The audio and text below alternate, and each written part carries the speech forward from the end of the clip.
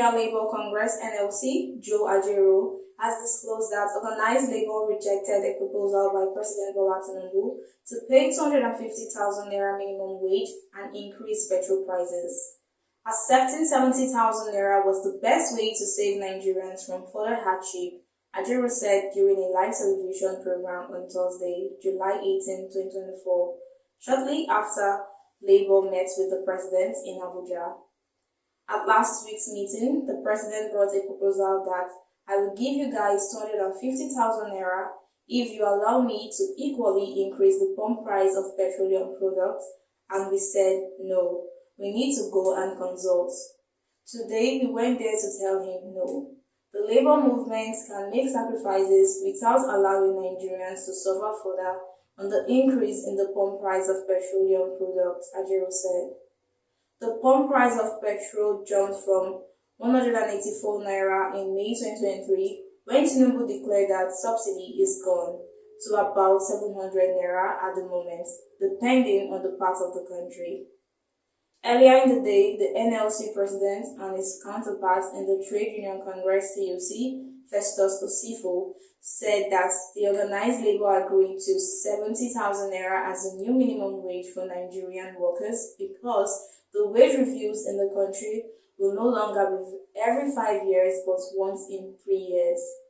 They spoke after a meeting with President Tinubu at the State House in Abuja. Information Minister Mohammed Idris, Labour Minister Nkiruka Onyeji-Ocha, and other officials from both sides flagged both Ajero and Osifo. The NLC president said, what has been announced in terms of the amount of 70,000 naira happened to be where we are now. But the cool thing about it is that we will not wait for another 5 years to come on review. Rather than settling on a figure that we wait for 5 years, it's like we'll have to now negotiate even 2 times within 5 years. This is one of the reasons why we decided to reach where we are today, because of the proviso that we can review in the next 3 years. The other one became with other issues in the basket, like the issue of SSANU, NASU, and others, especially with the affront by the Commissioner of Police (FCT). We brought it to Mr. President and talked on the need for that matter to be addressed. And magnanimously, he, Tinubu, asked the agencies concerned to work out the modalities for the payment of those workers in the universities.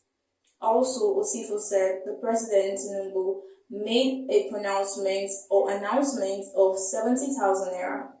By next week, he should put the finishing touches to the bill and the transmission to the National Assembly.